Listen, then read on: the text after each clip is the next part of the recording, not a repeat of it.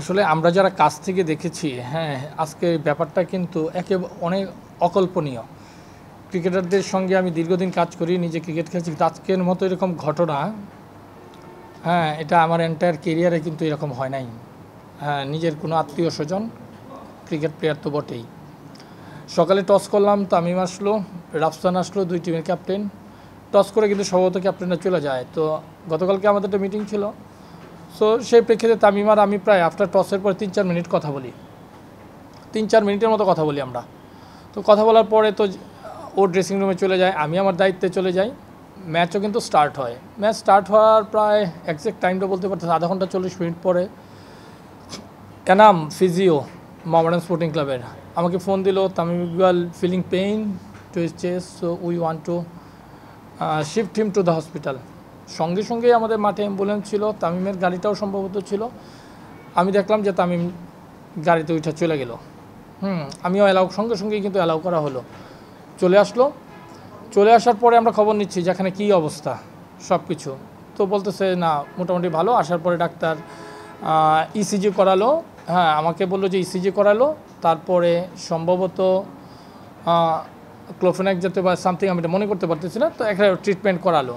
Treatment করানোর পর আমি ট্রেনারের কাছে ডক্টরের কাছে যেটা শুনলাম যে ডাক্তার কিছুক্ষণ বলছিল থাকবার জন্য। তো তামিম নিজে থেকে বলতেছিল না, আমি ঢাকায় শিফট হতে চাই।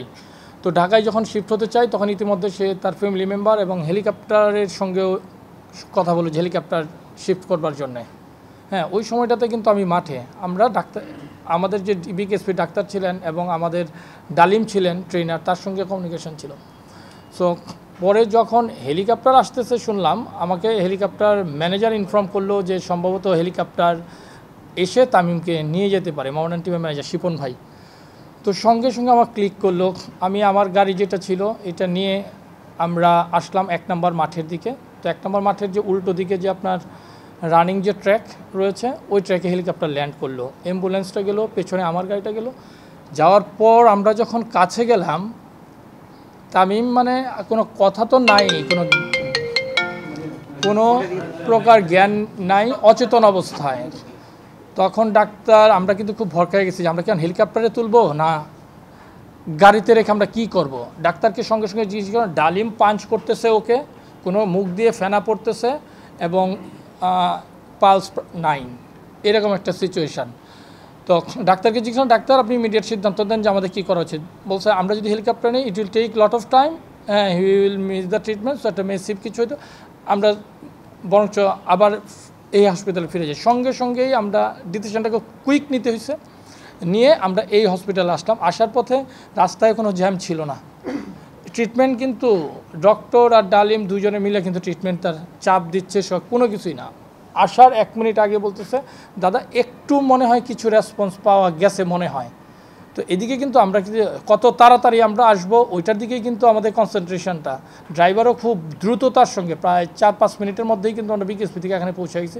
এর মধ্যে আমি ক্রিকেট বোর্ডের প্রেসিডেন্ট মহোদয়, তাকে জিনিসটা জানাইলাম। আমি যেহেতু আমি ম্যাচ রেফারি সিওর সঙ্গে কথা বললাম যে আমরা আসার সঙ্গে সঙ্গে যেন আপনি এখানে যোগাযোগ করেন, আমরা আসার সঙ্গে সঙ্গে যেন আমরা ট্রিটমেন্টটা পেয়ে যাই।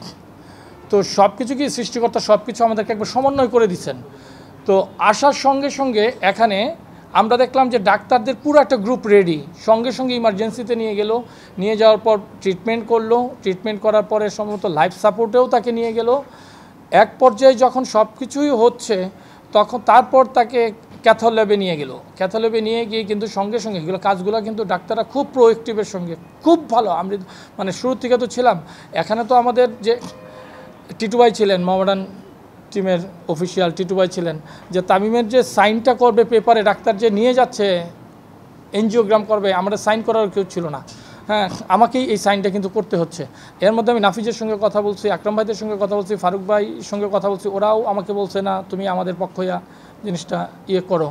হ্যাঁ, মানে এটা দেবাশিসদার সঙ্গেও সার্বক্ষণিক যোগাযোগ রাখতেছিল ডাক্তার যে এই ট্রিটমেন্ট চলছে। হ্যাঁ, দেবাশিসদাও খুব প্রোয়েক্টিভ ছিলেন।